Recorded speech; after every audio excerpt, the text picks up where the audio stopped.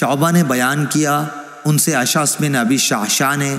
انہوں نے کہا کہ میں نے معاویہ بن سوید بن مقرن سے سنا، وہ برا بن عازب رضی اللہ عنہ سے نقل کرتے تھے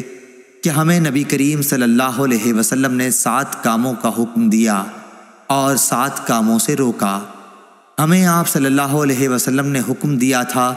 جنازے کے ساتھ چلنے، مریض کی مزاج پرسی،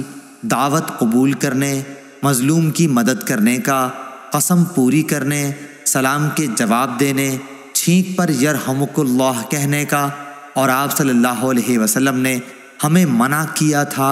چاندی کے برتن استعمال میں لانے سے، سونے کی انگوٹھی پہننے سے، ریشم اور دباج کے کپڑوں کے پہننے سے، قصی سے، استبرق سے۔ صحیح بخاری حدیث نمبر 1239۔